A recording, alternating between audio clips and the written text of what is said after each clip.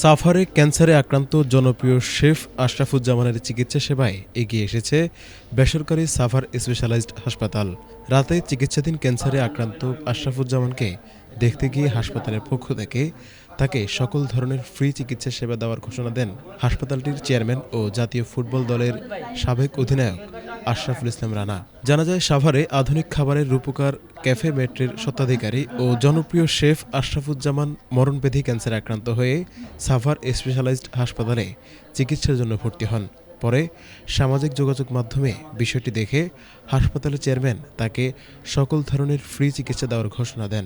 এ সময় তিনি তার চিকিৎসাতে সমাজের বিত্তবানদের এগিয়ে আসার আহ্বান জানিয়ে বলেন, চিকিৎসা সেবা শুধু ব্যবসা নয়, অসহায় মানুষের পাশে দাঁড়ানোর একটা বড় সুযোগ। উল্লেখ্য, আশরাফুজ্জামান জীবনে প্রথম সিঙ্গাপুরে মেরিন ড্রাইভে চাকরির জন্য গেলে সেখানে চাকরি না পাওয়ায় তিনি আমেরিকা নিউ ইয়র্ক একটি ক্যাফেতে শেফের কাজ করেন। পরে তিনি বাংলাদেশে এসে ঢাকার সাভারের থানা রোডে নিজেই প্রতিষ্ঠিত করেন আধুনিক খাবারের রূপকার ক্যাফে মেট্রো। বিনামূল্যে তাকে সকল ধরনের চিকিৎসা দেওয়ায় আশরাফুজ্জামানের পরিবার সন্তোষ প্রকাশ করেছেন। প্রথমে দেখেন, আসলে বলি কি, এটা আশরাফে খুবই ভালো মানুষ।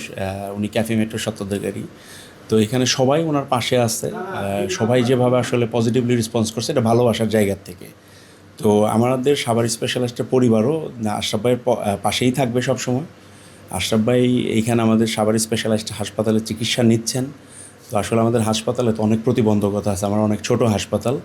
তো আমাদের এই প্রতিবন্ধকতার মাঝেও যতটুকু আশরাফ ভাইকে সহযোগিতা করা যায়, যত ধরনের ফ্যাসিলিটিস দেওয়া যায়, এটা আমরা আসলে একবারেই আমরা করতে চাই। এর জন্য আশরাফ ভাইয়ের এইখানে কোনো ধরনের কোনো খরচ বা কোনো কিছুই দিতে হবে না। এটা আমাদের হাসপাতালের পক্ষ থেকে আশরাফ ভাইয়ের পাশে আমরা থাকব।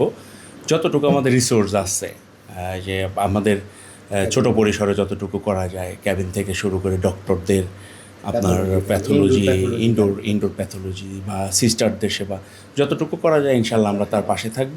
তার এইখানে কোনো ধরনের কোনো কিছু করতে হবে না। তো এখানে আমরা ভাই হিসেবে তার পাশে